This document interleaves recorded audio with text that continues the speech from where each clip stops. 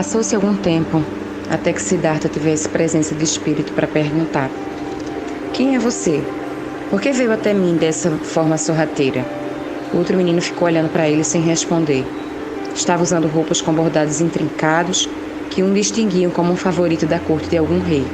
Sob elas, já era possível notar os músculos que se desenvolviam em um corpo esbelto. Ele devia ter pelo menos 12 anos de idade. Eu não cheguei de repente. Você é que não me viu.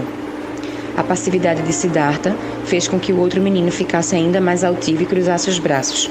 Eu estava procurando você, não lhe avisaram? Siddhartha balançou a cabeça e fez com que o menino o olhasse com pena. Você não é de falar muito, não é? Você passa o dia embaixo de uma pedra. Você é bem pálido. Cada provocação surtia menos efeito. Siddhartha sabia que não tinha a pele pálida e, embora tivesse ficado intimidado de início, não estava com medo daquele estranho. Você deve ser meu primo. Eles avisaram que você viria, disse o príncipe. Viu só? Você só consegue falar algo coerente quando tenta. Siddhartha não respondeu. A chegada desse visitante agressivo era mais um choque desagradável naquele dia. Seu pai limitava o número de pessoas que viam seu filho e restringia ainda mais o número de pessoas que podiam de fato conversar com ele. Você acha que consegue se lembrar de um nome? O meu nome é Devadatta e eu não sou tão bom quanto você. Tente se lembrar disso. Siddhartha teria feito uma reverência, cumprimentando, e estava tentando a fazer isso mesmo depois desse ataque. Recordou o que o pai lhe havia dito. Você está ficando muito sozinho. Precisamos fazer algo a respeito. No dia seguinte, o rei mandou chamar uma companhia apropriada para o filho. Suddhodana ficou satisfeito com a escolha. Devadatta nascera em um ramo da linhagem real de Sakya e já tinha idade para viajar sobre uma sela pelas trilhas íngremes que saíam do reino natal, onde ele tinha posição de príncipe. Devadatta cansou de caçoar de Siddhartha e então pegou o gorro que o príncipe usava e ficou segurando no alto, fora do alcance do menino, vendo-o pular para tentar apanhá-lo de volta. Precisamos conversar, só eu e você, disse Devadatta. Me fizeram sair de casa contra minha vontade. Não tenho idade para fazer o que quero. Quer dizer, não todas as vezes. O garoto sorriu, a boca formando uma linha retesata, estreita. Eu não queria vir para esse lugar no fim do mundo. Ou conhecer você. Ele enfiou o gorro na cabeça de Siddhartha, que deu um passo para trás, para poder sair correndo pelo corredor se fosse preciso. Você está com medo das sanguessugas, não é? Não. Disse Siddhartha com vergonha de ter sido visto ali, mas sem querer dar a impressão de que sentia medo. Devadatta levantou a camisa, exibindo uma dúzia de feridas recentes em seu peito. Eram como meias luas rosadas sobre sua pele escura. Eu tive uma febre no mês passado, então eles colocaram sanguessugas em mim para que eu não morresse. É por isso que eles estão lá dentro com seu pai. Pode ser que ele morra. Devadatta ficou olhando o menino com ar superior. Mas eu não me comportei como um bebê chorão quando aconteceu comigo. Não fui como você. Vamos, põe a mão nas minhas feridas se você não tem medo mesmo. Sem querer suportar mais nada daquilo, Siddhartha virou-se e fugiu pelo longo corredor. Ele queria deixar tudo para trás. Seu primo, os médicos com um balde de sanguessuga e, acima de tudo, a sensação de impotência de estar preso num pesadelo. Uma risada zombeteira queimava seus ouvidos enquanto ele corria. Logo, Suddhodana estava exultante com a presença de Devadatta na corte. Esse é um príncipe de linhagem real. Tratem-no como se fosse meu segundo filho, anunciou a corte. Reservadamente, ele mandou seus homens ficarem de olho no recém-chegado, que provavelmente também agia como espião.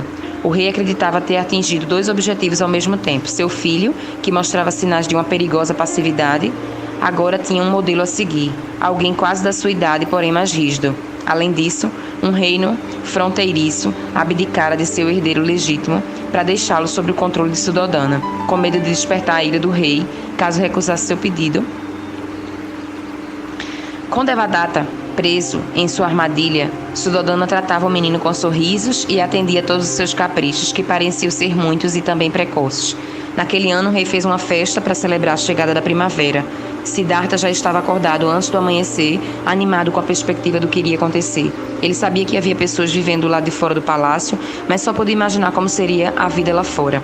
As coisas mais mundanas, caminhar pela estrada de terra, no meio de uma feira de uma cidade, por exemplo, parecia ser fantástica. Embora ele nunca tivesse visto uma cidade e só soubesse das estradas que levavam a lugares distantes através dos livros, tudo o que ele precisava fazer era pedir às pessoas que falassem sobre suas vidas e com certeza elas contariam histórias maravilhosas.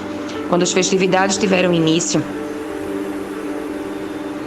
contudo, o turbilhão de novas sensações era algo que estava além de qualquer coisa que houvesse imaginado. Estandartes coloridos, adornados com imagens de deuses, lanternas brilhantes e decorações incrustadas de ouro transformaram o palácio num lugar de sonho. Ele corria em meio aos grupos de malabaristas e acrobatas, ouvia boquiaberto os contadores de histórias com suas máscaras extravagantes, que há anos se aperfeiçoavam na arte de manter os ouvintes em suspense enquanto descreviam Hanuman, o rei dos macacos, voando com uma montanha nas mãos, porque lá crescia uma planta rara que era necessária para curar as feridas da batalha de Lakshman, irmão do divino Senhor Rama. Como o deus macaco não conseguiu achar a planta, arrancou toda a montanha para tentar voltar a tempo. Mas será que ele conseguiria? A plateia ficava em suspense, como se ninguém tivesse ouvido aquela história uma centena de vezes. Mas nada era melhor do que o momento de loucura em que os celebrantes corriam pelos pátios jogando punhados de pó coloridos nos outros. Nuvens vermelhas, verdes e amarelas pairavam no ar.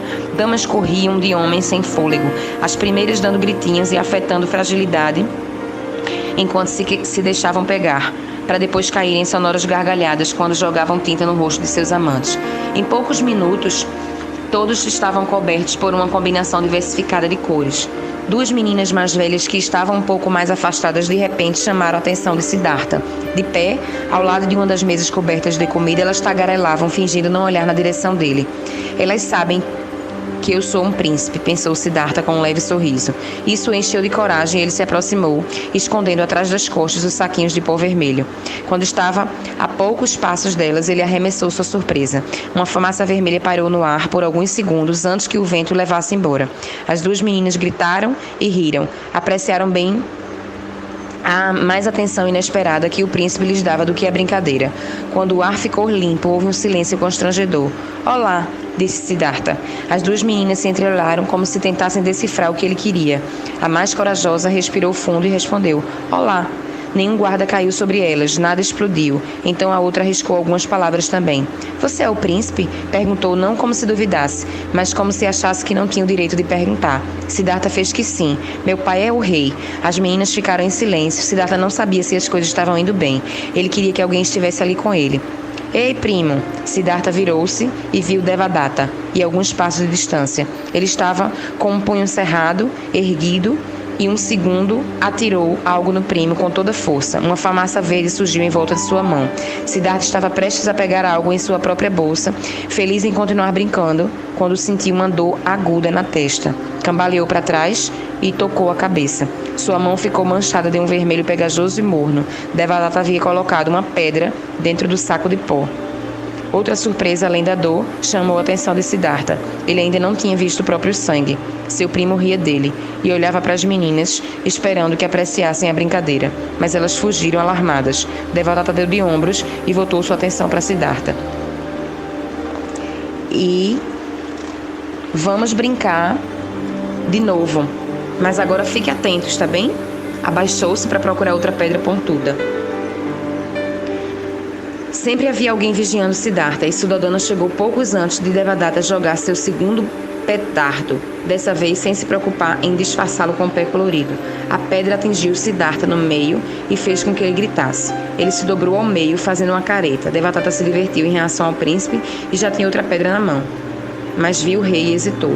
Agora já havia várias pessoas em volta. Suddhodana fez um sinal com a cabeça para Devadatta. Pode jogar. Era tudo o que o menino precisava. Jogou a pedra e acertou Siddhartha no ombro, com força suficiente para que ele sangrasse mais uma vez. Ninguém se adiantou para socorrê-lo, nem mesmo Prajapati, que chegou logo em seguida.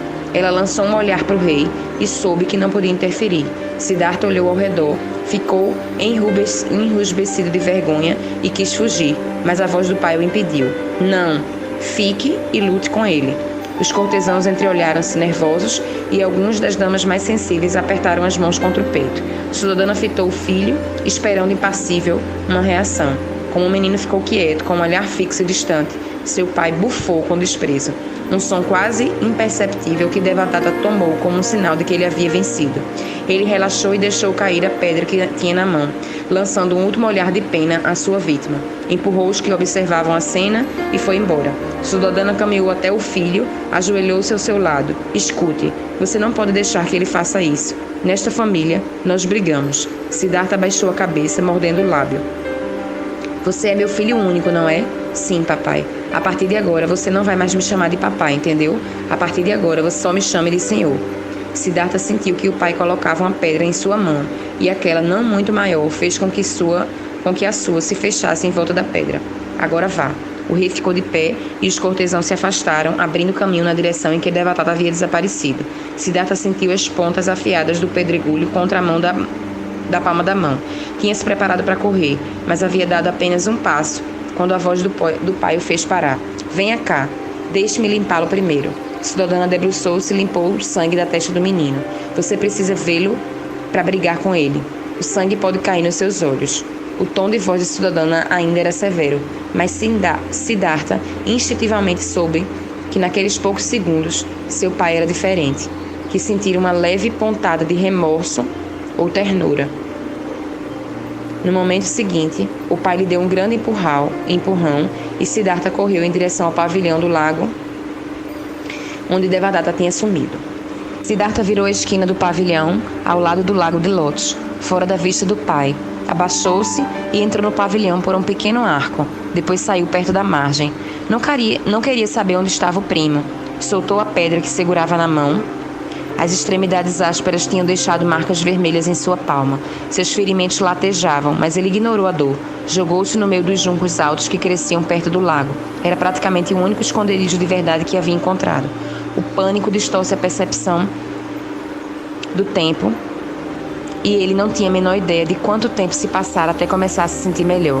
Seu coração finalmente parou de bater tão forte e, depois de tamanha pressão, o príncipe ficou sonolento e esgotado. Siddhartha era filho de seu pai e, ao mesmo tempo, não era. Não havia palavras para expressar porque isso era verdade. As enormes expectativas que pesavam sobre seus ombros o deixavam sem ação. As pedras que foram jogadas nele, a humilhação, tudo isso doía. Mas o pior era saber que Devadatta, um estranho cruel, correspondia melhor às expectativas do pai do que ele mesmo. Siddhartha ficou observando enquanto o falcão circulava no céu lá em cima, as asas paradas. Embora não pudesse enxergar nada além das muralhas do palácio, podia ao menos ver o que estava em cima. Fechou as asas como se fossem tesouras e mergulhou no ar, para baixo. Em menos de um segundo, transformou-se, passando de um símbolo de liberdade a um míssil mortal em direção a uma presa inocente. Naquele momento, embora mal suspeitasse disso, Devadatta era presa e não Siddhartha. Devadatta havia deixado o local da vitória bem-humorado, mas ainda amargo por lembrar que era prisioneiro do rei. O jovem estava entediado com a infantilidade da festa. Diminuiu o passo e percebeu que um homem, um estranho, aparecera de repente à sua frente. Ele era alto e usava um manto de viajante, feito de fibras ásperas de cânhamo. Apesar do disfarce e da diferença de tamanho entre ambos, Devadatta não sentiu medo. Sua arrogância o protegia. Tateou a adaga que carregava na cintura. O estranho encapuzado ergueu uma sobrancelha, admirado, como se dissecasse: "Ah, temos um homem aqui, afinal." Sacou sua adaga. "Vamos, você merece morrer", disse ele. Devadatta deu um passo para frente, assustado, e perguntou: "Por quê?" Sua voz mesmo assim não demonstrava medo. E ele desembainhou sua arma, pronto para lutar. "Não por algo que você tenha feito, mas por aquilo que farei com que o faça." Num piscar de olhos, o estranho deu um impulso para frente e agarrou a adaga de Devadatta pela lâmina e a tomou. E então caiu na risada ao ver quando o rapaz ficou perplexo. A mão do estranho segurava a lâmina firmemente, mas apesar disso não sangrava. "Você não foi muito gentil ao tentar me atacar", disse o estranho, calmamente. "Mas Mara pode ser gentil pelos dois." Devolveu a faca a Devadatta. Ela estava quente como um carvão em brasa e o menino deixou-a cair, gritando de dor. "Maldito seja, demônio!" Mara fez uma reverência irônica por ter sido reconhecido tão rapidamente. "Poucos têm a coragem de praquejar contra mim, pelo menos no primeiro encontro. Em geral, estão tomados pelo medo." Devadatta olhou para o demônio com ar de desafio. O que você quer aqui? Eu não vou morrer. O menino pronunciou essas palavras com uma impressionante certeza. Mara não respondeu. Ergueu um dos braços, levantando a ponta da sua capa de forro negro. Devadatta olhou para ela um instante antes que a escuridão se expandisse. Num segundo, a capa fez um pequeno círculo sobre a cabeça de Mara, e no momento seguinte ela aumentou até cobrir o menino e fazer todo o pavilhão desaparecer. Devadatta ficou na mais completa escuridão. Uma escuridão quente e sufocante. Devadatta deu um grito e caiu num enorme vazio. Ele não saberia dizer quanto tempo a queda durou, mas teve certeza de que quando finalmente atingiu o chão, foi com o estrondo de quebrar os ossos. Devadatta torceu-se, desamparado, sem ar, antes de se dar conta da pedra dura e fria sobre o seu corpo. Onde estou? Fale. Ah, eu falarei, não se preocupe. A voz de Mara estava bem ao seu lado. Devadatta ergueu a mão para golpeá-lo, com fúria proporcional ao pânico que sentia. Ou, para ser mais preciso, o menino lidava com o medo, transformando em raiva. Seus punhos socavam o ar. Mara admirou o garoto. Era raro alguém bem jovem ser tão corajoso em situações de perigo. Não importava quão vazias fossem suas bravatas. Mara precisava de alguém com qualidades específicas, arrojado, de sangue quente, incapaz de julgar os limites do perigo, astuto, mas tolo o suficiente para cair na cilada da arrogância. Aquele serviria. O que você quer? Gritou Devadatta para a escuridão vazia. Mas aos poucos ele percebia que aquela escuridão não era total. Dava para ver um brilho fraco à distância. Por isso, e por causa do chão de pedra sobre seus pés, ele supôs que estava numa caverna. E como um ar gélido, supôs que fosse uma caverna numa montanha. Mara poderia ter explicado tudo, mas preferiu observar e aguardar. A arrogância e a ousadia têm limites. E então ele esperou. 1 hora, 2, 6, até ouvir Devadatta batendo os dentes e sentir o desespero em seu peito. Você está aqui para aprender, disse Mara. A voz que cortou o silêncio fez Devadatta pular de susto. Controlou sua raiva dessa vez. Tivera tempo de raciocinar e sabia que estava em poder de um demônio. Não tinha certeza exatamente de quem ou por quê, mas precisava tomar cuidado para não cair em mais armadilhas. 2 já bastavam. Sou um príncipe. Posso fazer barganhas com você, disse o menino, movendo os olhos de um lado para o outro, para o caso de o demônio aparecesse. E ele surgiu da mesma forma que no pavilhão, um estranho alto, usando uma capa negra. Você não está prestando atenção. Eu disse que você está aqui para aprender. Aprender o quê? Mara percebeu o tom de derrota na voz do menino. Ele não podia mais fingir que a situação estava sob controle. Aprender a ser rei. Não seja ridículo. Eu serei rei de qualquer maneira. Não preciso de você, seja como for. Ridículo, pobre menino tolo. Você jogou fora sua chance no momento em que saiu de casa. Não há nenhum trono à sua espera, nem agora nem no futuro. Mentiroso.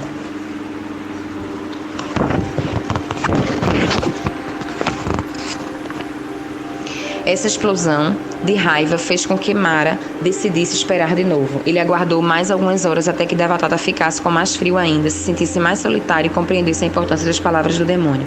Então, como sabia que a gratidão é tão eficaz quanto o medo, Mara bateu palmas e uma pequena fogueira surgiu na caverna e a alguns metros do menino. Devadatta correu para perto dela e, tremendo de frio, aqueceu seu corpo. O único trono que você tem esperança de conquistar é o de Siddhartha. A luz do fogo fez os olhos de Devadatta brilharem. Como sempre, o demônio havia captado uma ideia que já estava na mente de sua vítima. O pai dele é muito forte, você não pode depô-lo, mas é através dele que você poderá depor seu filho. A cada palavra, Devadatta ficava ainda mais raivoso, esquecendo a situação de perigo em que se encontrava. Ele não odiava realmente seu primo. Até aquele momento, o que sentia por ele era um misto de pena e inveja. Não é preciso muito para me livrar dele, disse Devadatta. O estranho encapuzado ergueu um dedo. É preciso muito mais do que você imagina. Muito mais. O menino interpretou isso como um insulto à sua força física, a única vantagem que ele tinha contra o primo. Você não acha que possa acabar com ele? Só preciso de uma faca ou então de uma flecha quando sairmos para caçar. Pense bem, o rei mandaria matá-lo imediatamente. Ele nem iria se importar se foi você mesmo. Ele saberia que foi você. Devadatta refletiu. Ele e Suddhodana eram muito parecidos, e ele compreendeu que aquelas palavras eram verdadeiras. Ele mesmo mataria qualquer um que estivesse nas proximidades do príncipe, se fosse o pai e seu filho morresse misteriosamente. Depois de pensar por alguns instantes, o menino disse: se eu deixar você me ensinar o que eu tenho que dar em troca. Mara riu. Você não tem nada a oferecer. Um menino sem trono É um príncipe sem fortuna. Você deve ser muito tolo se não pensou nessa hipótese. Muito tolo para fazer barganhas, exceto com a sua própria vida. Vou embora. Espere, você não pode me deixar aqui. Devadatta agora suava agradavelmente apavorado. Mara bateu palmas mais uma vez e a fogueira se apagou. Ficou satisfeito com a abertura que conseguira, que o menino passasse a noite na caverna. O garoto teria medo de morrer congelado, mas Mara manteria uma centelha de vida dele. Afinal de contas, ele controlava a morte nos mesmos detalhes. Espere! O menino gritou mais alto, mas seu coração apertado lhe dizia que agora ele estava sozinho. Não havia nada ali além da escuridão constante e do pálido brilho de luz que vinha de boca da caverna. Devadatta foi em direção à saída, arrastando-se com uma das mãos apoiada na parede. Subiu pelo cascalho e sentiu algo, um rato, esbarrar em seu pé. Quando alcançou a luz, viu que a boca da caverna era grande. Devadatta saiu lá de dentro e ficou sobre a neve endurecida que se estendia em todas as direções. Ele estava perto do topo de uma montanha do Himalaia, o tipo de lugar que os yogis mais destemidos buscavam para ficar sozinhos. Mas Devadatta não sentia nenhuma presença sagrada naquele lugar hostil. Não havia qualquer sinal de que um ser humano tivesse posto os pés ali. Não havia o menor traço de uma trilha descendo a montanha. Tudo o que Devadatta podia ver era o último brilho do sol que se punha antes de desaparecer do horizonte.